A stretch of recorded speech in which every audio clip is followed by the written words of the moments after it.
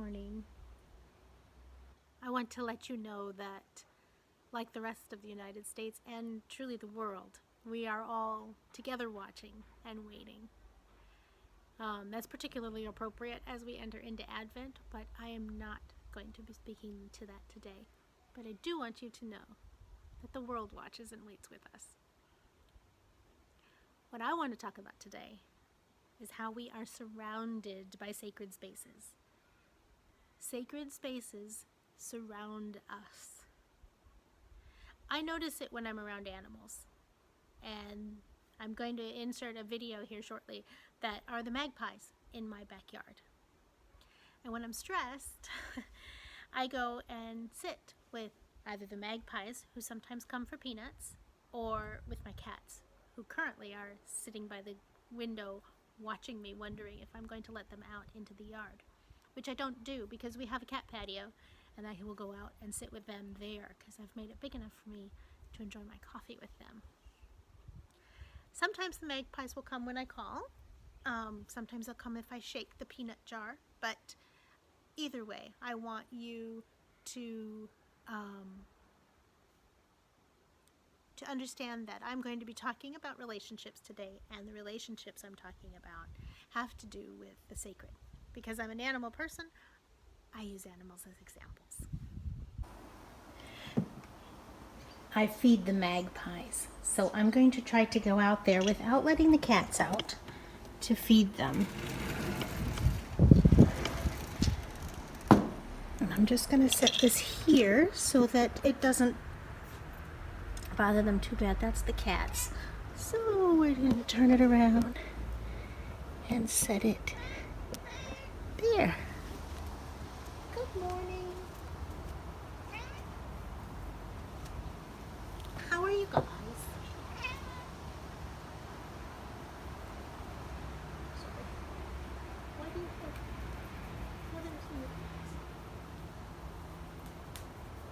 I think these are the adults. We've got two babies that are around here as well, this year's babies, and one of last year's babies. So one of the things I always tell people is you should know your neighbors. And my neighbors happen to also include the Maggies. Meet them. Gorgeous.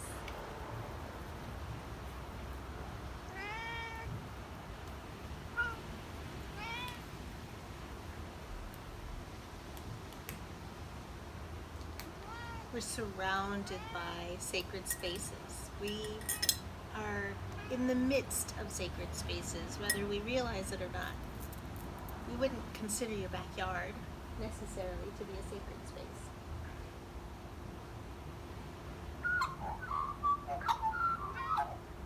That's beautiful. Thank you.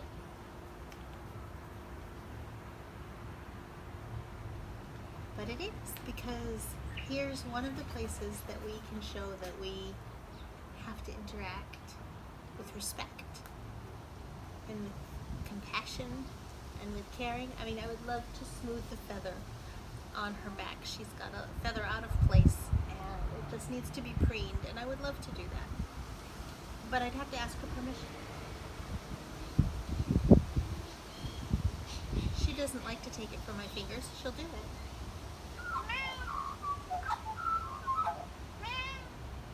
But she would rather ask for a peanut in Magpie.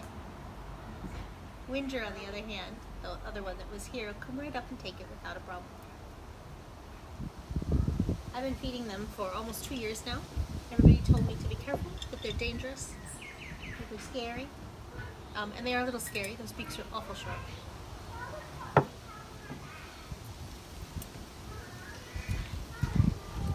But that's part of what we do, is we take risks, and friendship and companionship are risky.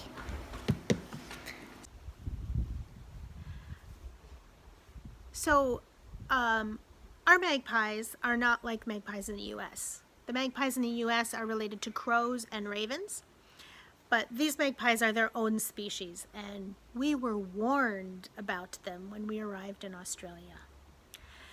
We were told they're territorial and they're aggressive. They certainly are intimidating because they're big. But they're only intimidating until you get to know them. Our yard here is something of a nursery for the magpies in our neighborhood. I don't know if it always was like this. It's, if you can see, it's a little oasis of green. It's not very large. And it's just 3 walls of greenery. And they come to this place. Fix that camera. There we go. So I don't know if it always was a place for them to come, or if this is just how it worked out as we tried to befriend them, because when we arrived 2 years ago, I started feeding them peanuts. I actually started with pine nuts, but those are expensive, so I switched to peanuts. I knew that they needed protein. I knew that they'd be very happy with cat food, but that wasn't going to work. So I needed to come up with something that was okay for us and okay for them. I didn't want to cause harm in any way. Now, my secret hope was that the magpies would tell their friends that we would be able to walk safely in the neighborhood during nesting season. So it really was kind of an experiment on my part, looking into magpie communication. We can walk safely in the neighborhood. They actually will recognize us on the street as we're walking over to the coffee shop. And they'll come to see if we have peanuts in our pockets, and sometimes we do. So they're very sweet, and they do tell each other, but only within their neighborhood. So they're kind of like people that way. Slowly, we got to know our magpies. The relationship was built on mutual trust and learned boundaries. Last summer, the magpies would leave their youngest one in the yard, and they would give her a stick, and they would go off and they would do adult magpie things, and they would let her play in the yard, just like leaving a baby in a playpen or with a babysitter. This year they have 2 babies, and although they're nearly as large as their parents, they are obviously young, and so they're learning how to drink water from the water bowl in the bird bath. They're learning how to sharpen their beaks, which are already pretty darn sharp, and they're learning how to catch beetles. Watching a magpie stalk a beetle and then catch it and not know what to do with it is truly, truly a delight. They do all of this, and they wrestle in the yard like puppies. And I was lucky enough to get a video to share, so I'm going to share the magpies playing in our backyard in the playpen.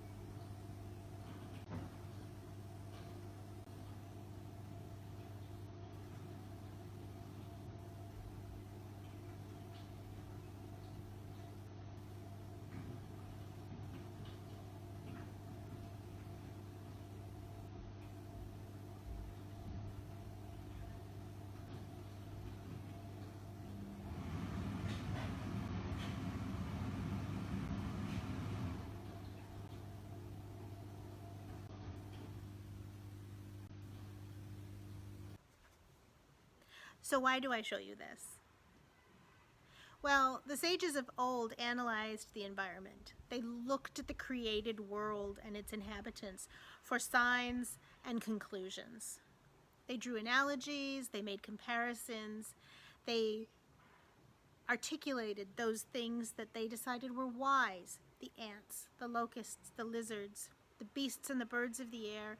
It is a search for order, and the first place we look is nature. We do not look to ourselves for wisdom. We do not look to ourselves for order. Somehow, we know that wisdom is in the world around us, that it does not come from within. When we think that wisdom comes from within ourselves, we are fooling ourselves, and most of the time we know it. Have you noticed that some of the most content people are those who are aware of the world around them? Some people will notice a ladybug in the center of the city or spot a cat in the midst of the chaos of a market. But that's my view. That's how I notice the world around me. Other people will know plants. Others will know the stars. And I don't mean academically, I mean not even with school knowledge.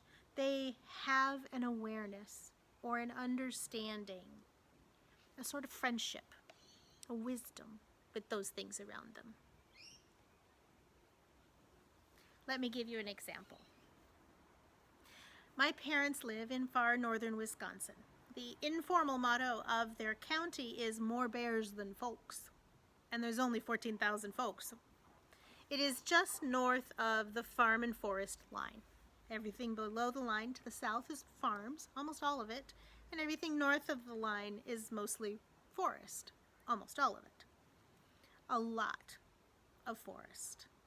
And amazingly enough, this is relatively young forest. It's only 200 years old or so, because Wisconsin was clear cut for most of the early settlers.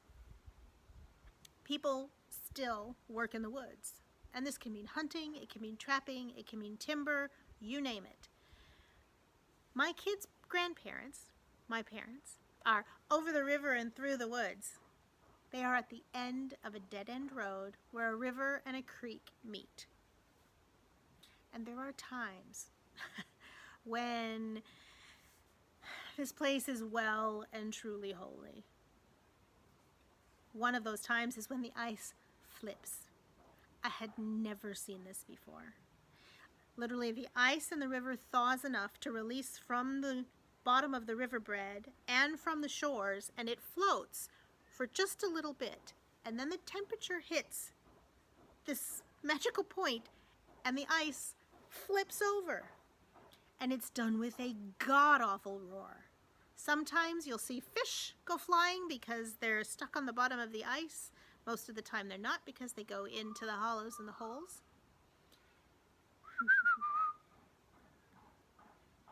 It's amazing. And that's when it's spring.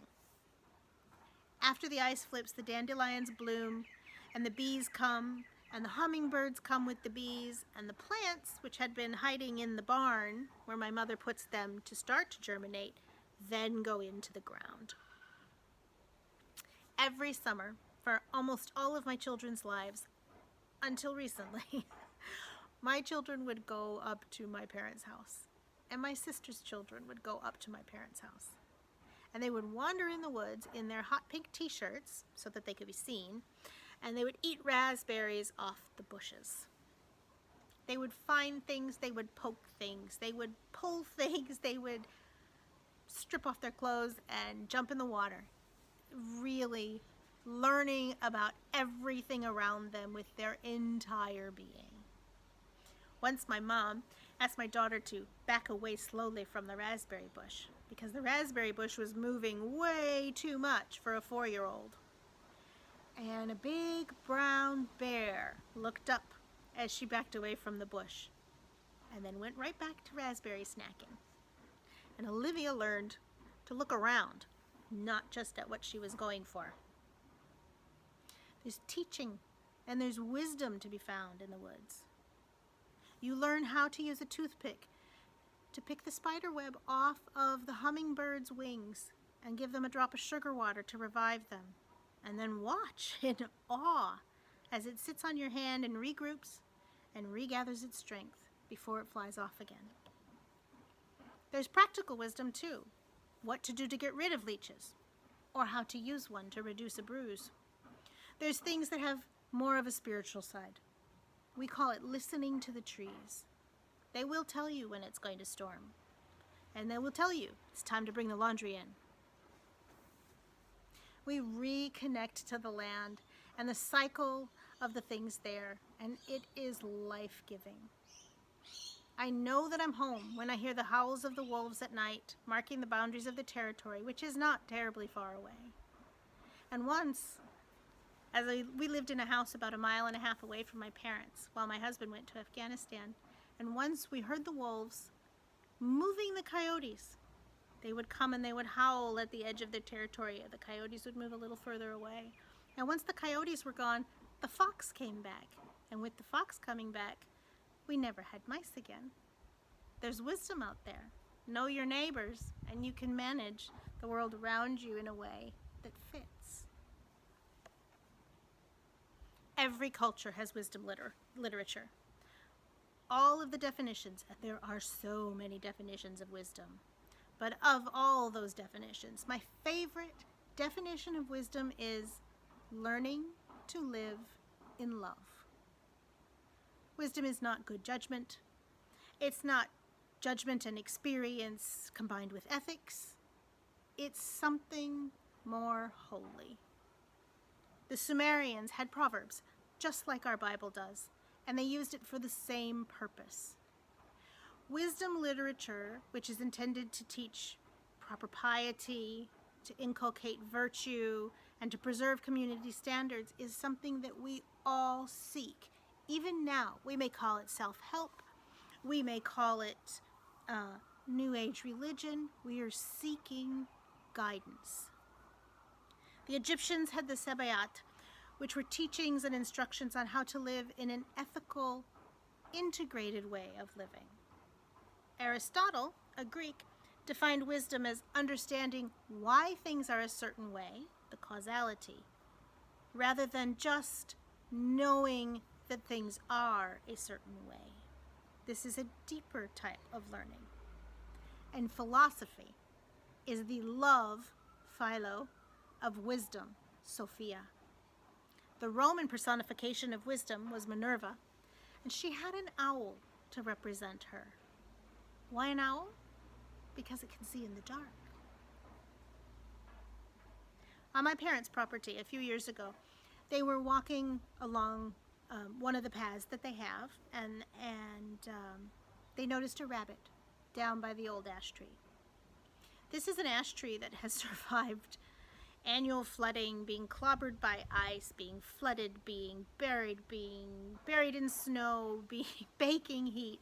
This ash tree has been through a lot, and it, as far as we know, has always been there. People who were on the property prior to my parents, 20 years ago, say it's always been there.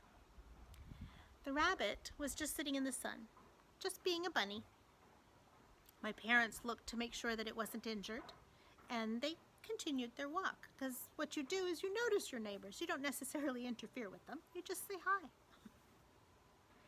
But when they did their evening walk, the rabbit was still there, but now it was lying on its side, its eyes were closed, and it had passed away.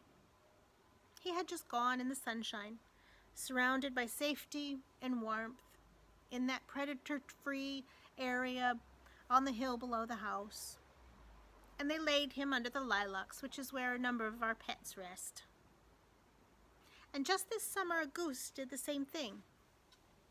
My parents knew this goose. He and his mate had come to this junction of the river and the creek and had raised their goslings for years, until one year the mate didn't come back with him.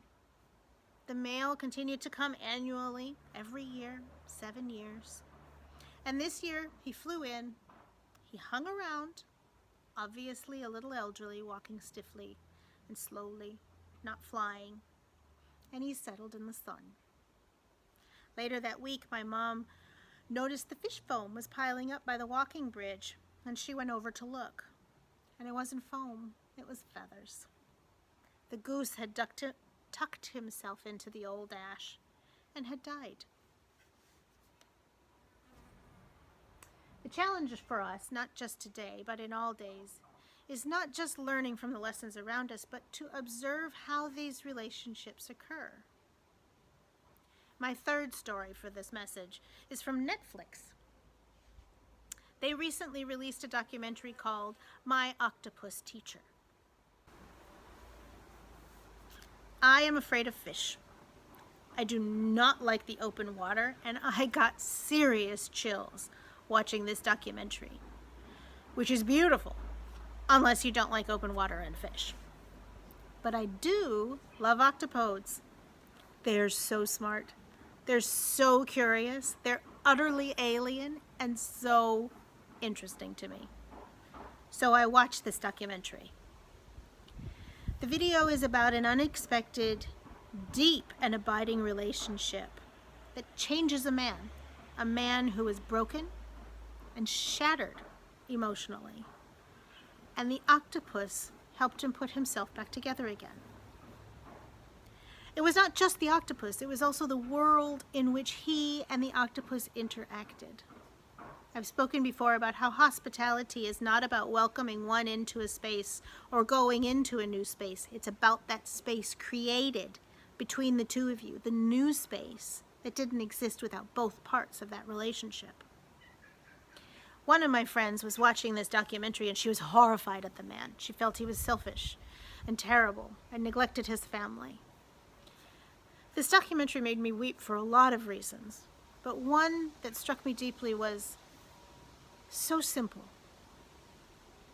The man never names the octopus.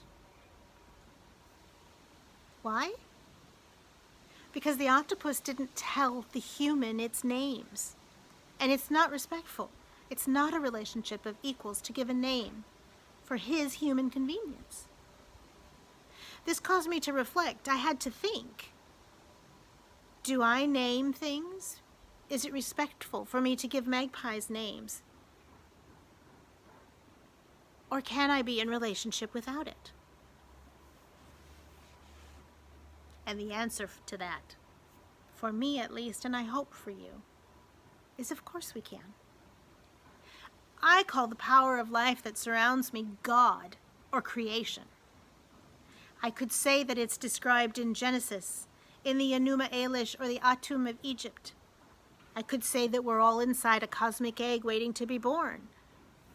We can absolutely be in relationship, named or unnamed, with the world around us, because we are a part of this world and we are loved because of our place in the natural order of the world. We are not just created beings, we are creating beings, and we are part of creation. It's all those names and none of them. We relish the moments when our learning is natural, when we're in the world with mud between our toes and the startling movement of a branch that gives away the movement of a doe or a fawn. Why? Because it places us firmly as a part of that living, breathing, enfleshed world. We are surrounded by sacred space. Sacred space surrounds us.